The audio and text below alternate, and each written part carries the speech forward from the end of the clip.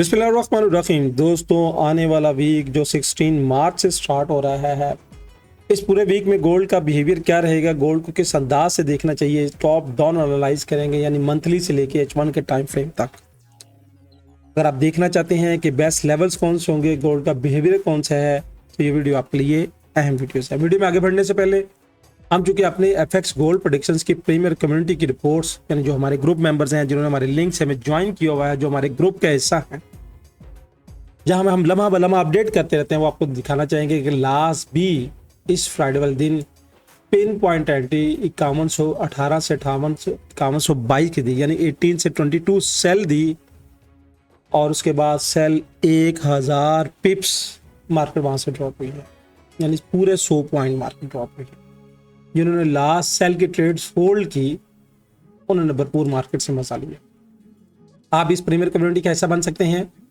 कुछ भी नहीं करना, कोई पेमेंट नहीं करनी, यहाँ पे दिए गए व्हाट्सएप नंबर पे मेरी टीम के साथ रब्ता करें कि कैसे कुछ टर्म्स एंड कंडीशंस को पूरा करके आप इस प्रीमियर कम्युनिटी में हिस्सा ले सकते हैं, जहाँ पे trade with reasons, trade with education दी जाती है, और लम्हा ब लम्हा आपके साथ सारे मामला शेयर किए जाते हैं। बढ़ते हैं चार्ट की तरफ। अच्छा, चार्ट में आगे बढ़ने से पहले सबसे पहले इकोनॉमिक कैलेंडर्स पे नजर डाल रहे हैं कि एक्सनेक्स का ये इकोनॉमिक कैलेंडर्स है कि आने वाले वीक में हाईली इम्पैक्ट की न्यूज़ क्या है। तो 16 मार्च को यहाँ पे मुकामी दुबई के टाइम के मुताबिक 4:30 पे और उसके बाद 5:15 पे हाईली इम्पैक्ट की न्यूज़ है। इसके बाद अगर आगे मूव करें तो वेडनेसडे वाले दिन अच्छी खासी हलचल रहेगी, अच्छी खासी मार्केट की मूव्स जो अप्स एंड डाउन हो सकती है 18 मार्च को। यहाँ पे PPI का डाटा है, फैक्ट्री ऑर्डर्स का डाटा है, ये सारे रेट्स हैं, इसको यहाँ पे आप जाके देख सकते हैं। इसके बाद जो हाईली इम्पैक्ट रहेगा, जहाँ पे मार्केट की हलचल ज़्यादा रहेगी, वो 19 मार्च को रहेगी, क्योंकि इनिशियल जॉब्स क्लेम्स का डाटा है। अब इनिशियल जॉब्स क्लेम्स का और होम सेल्स का जब डाटा हो, तो उस वक्त मार्केट में वॉलेटिलिटी बढ़ जाती है, मगर उन दोस्तों के लिए बढ़ती है जिन बेचारों को जोन्स का नहीं पता और जिनको ट्रेड लेनी नहीं आती। तो ये इकोनॉमिक कैलेंडर मैंने आपके साथ शेयर कर दिया है। बढ़ते हैं चार्ट की तरफ।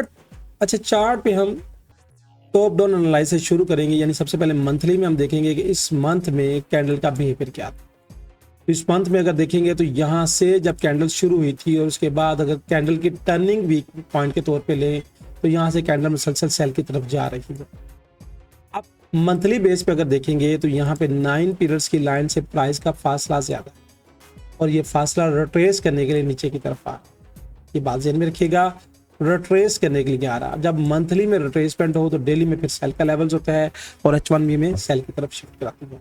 मंथली से अगर हम वीकली में आए कि वीक ये क्या कहता है, तो वीकली में अगर थोड़ा सा गौर कीजिएगा कि प्राइस एग्जैक्टली यहाँ पे ये बिहेवियर, और उसके बाद यहाँ पे इसने इनगल्फ बनाई थी, इनगल्फ बनाने के बाद ये रिट्रेसमेंट करने के लिए आ रही है। अब यहाँ पे आके एक ये लेवल है, उसके अगर नीचे आती है तो फिर ये वाले है। अगर हम अपने फ्यूचर्स कलर्स को देखें तो फ्यूचर्स कलर्स में ये कलर्स हमें क्या इंडिकेट कर रहा है, स्टिल अभी बाय की इंडिकेशन दे रहा है। स्पैन बी में इसका ये कर्व बनना भी बाय की मूव्स को शो करवा रहा है।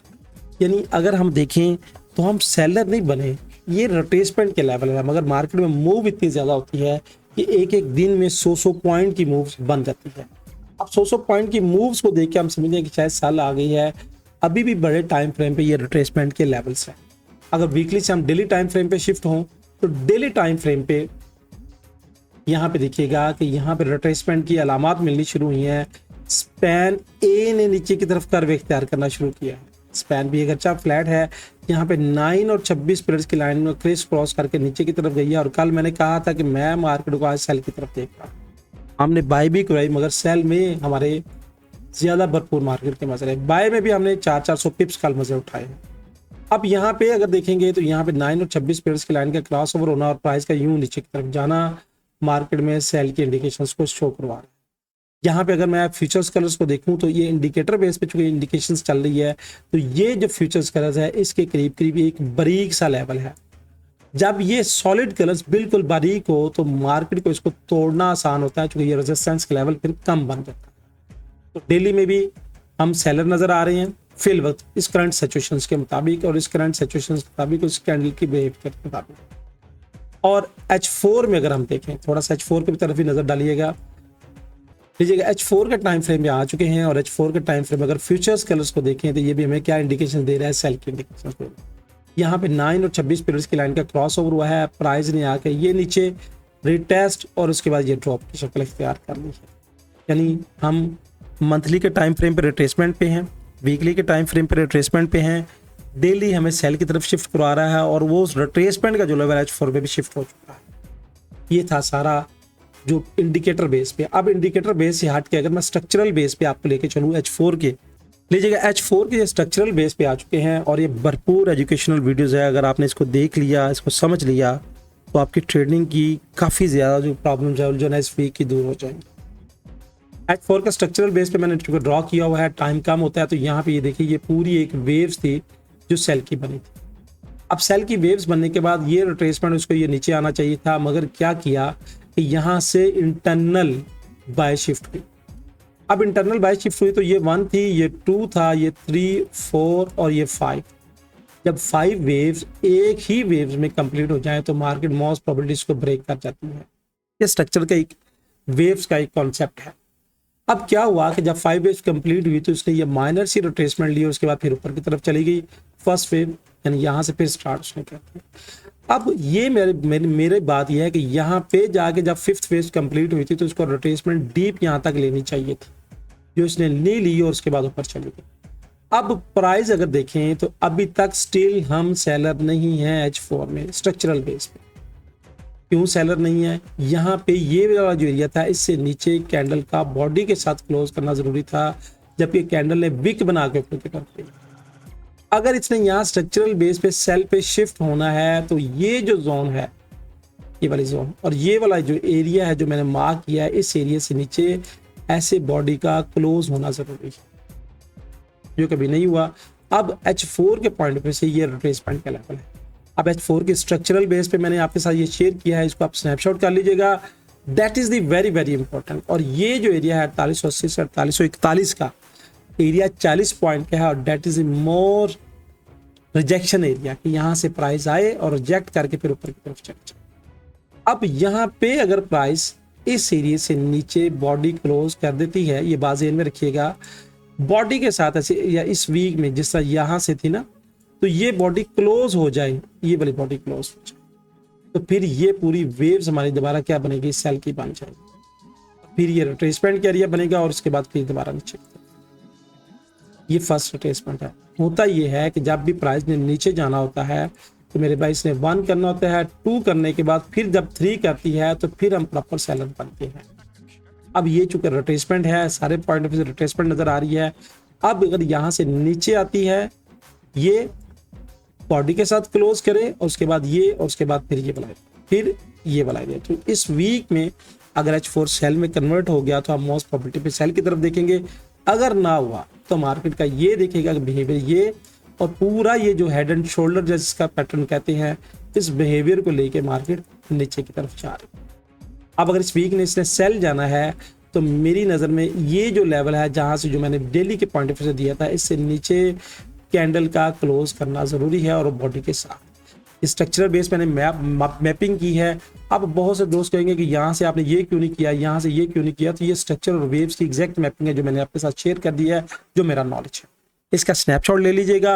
ये सपोर्ट के जोन है इस वीक के और that is the very very important support zones, और उसको आपने नोट डाउन करना है। नीचे के वाले से ऊपर के वाले से ये रेजिस्टेंस का एरिया और उसके बाद ये वाला रेजिस्टेंस का एरिया।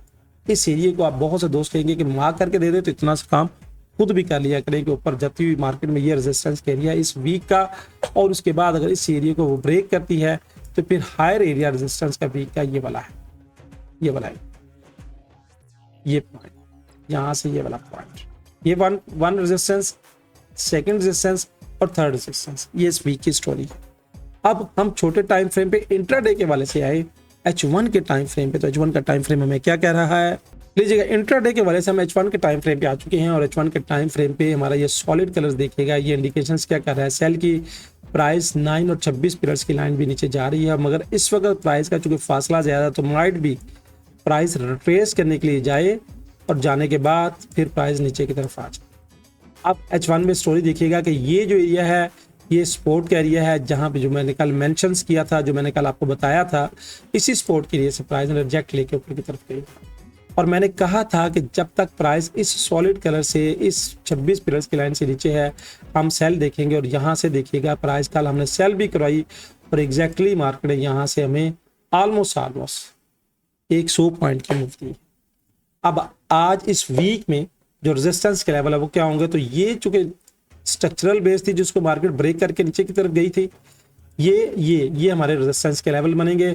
इस वीक के इंट्राडे के वाले से हमारे पास जो फर्स्ट लेवल है वो यहाँ पे 9 और 26 पिलर्स की लाइन के दरमियान है, जो रेजिस्टेंस का लेवल है। यानी प्राइस अगर ऊपर जाती है तो ये रेजिस्टेंस के लेवल से दोबारा नीचे आने की कोशिश करेगी, उसके बाद ये, फिर ये। और अगर इंट्राडे के वाले से यहाँ पे ये जो रेजिस्टेंस का लेवल है, ये जो मैं आपके साथ शेयर कर रहा हूँ, इसको आपने नोट डाउन करना है। इंट्राडे के वाले से अगर यहाँ पे नोट डाउन कीजिएगा तो इस पूरी वेव्स में, यानी ये इनगल्फ बनी थी और इनगल्फ बनने के बाद प्राइस डायरेक्टली नीचे की तरफ चली गई। अब इंट्राडे के वाले से ये वाला जो एरिया है, यहाँ पे 9 और 26 पिलर्स की लाइन है, इसको आपने नोट डाउन करना है। That is your rejection area. इस एरिया को अपने मार्क कर लीजिएगा और अपने पास लिख लीजिएगा, ये वाला एरिया जो है, ये वाला एक जोन है। उसके बाद सेकंड जोन, मार्केट अगर ऊपर बढ़ती है तो ये वाला है। उसके बाद ये पूरा एरिया बनेगा जो हाईली रेजिस्टेंस के एरिया है इंट्राडे के वाले से, जहाँ पे 9, जहाँ पे स्पैन बी की भी में रेजिस्टेंस लेवल मिल रहा है। उसके बाद यहाँ पे ये 26 पिलर्स की लाइन का रेजिस्टेंस लेवल मिल रहा है। तो that is the very important. वो क्या एरिया बनेगा, ये एरिया मैं आपके साथ शेयर कर दूं। तो ये इस एरिया को अगर आप स्ट्रक्चरल बेस पे देखेंगे इंट्राडे के वाले से, तो ये जोन बनेगा।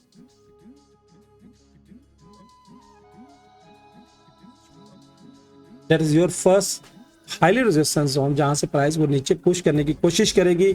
यहाँ पे हमारा क्या है, क्लाउड भी है और ये नीचे आने की कोशिश करेगी। तो अगर इसको ब्रेक कर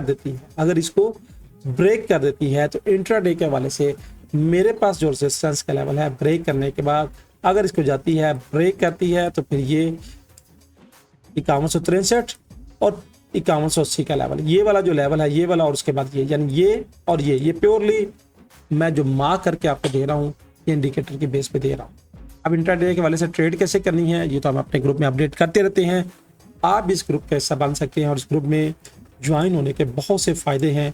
एक फ़ायदा, हमारा रमज़ान रिवार्ड प्रोग्राम चल रहा है। अब स्पेशल रमज़ान ऑफर में हमारा क्या चल रहा है कि अगर आप हमारे लिंक से अकाउंट बनाते हैं तो ये जो है रिवार्ड आपको इस रमज़ान में बिल्कुल फ्री दिया जाता है। ये रिवार्ड क्या है कि ट्रेड आपने करनी है, ब्रोकर ने कमीशन आपसे चार्ज करनी है। अगर वो कमीशन का कुछ हिस्सा जो आपको वापस मिल जाए, जो एक्स्ट्रा है, एक्स्ट्रा आपकी पॉकेट मनी है, तो कैसा है। तो ये FX गोल्ड प्रेडिक्शंस आपको दे रहा है रिवार्ड। आज ही नीचे डिस्क्रिप्शन में जाएं, हमारे लिंक से अकाउंट क्रिएट करें और अकाउंट क्रिएट करने के बाद रिवार्ड प्रोग्राम में फ्री शामिल हों। दोस्तों, ये पूरी फोरकास्ट मैंने आपके लिए बड़े ही टाइम लगा के बनाई है। अगर आप समझते हैं कि इस फोरकास्ट से आपको अच्छा खासा फ़ायदा हो रहा है, इस लेवल से आपके ट्रेडिंग जर्नी बेहतर हो गई है, तो लाइक वाले बटन को ज़रूर हिट कीजिएगा और कमेंट्स में कमेंट्स का ज़रूर इज़हार कीजिएगा, क्योंकि आपके हेल्थी कमेंट्स हमें एनर्जी देते हैं कि हम आपके लिए इसी तरह से इंफॉर्मेशन से भरपूर वीडियो बनाते रहें। सीखना है तो आगे बढ़ना है। अल्लाह हाफिज़।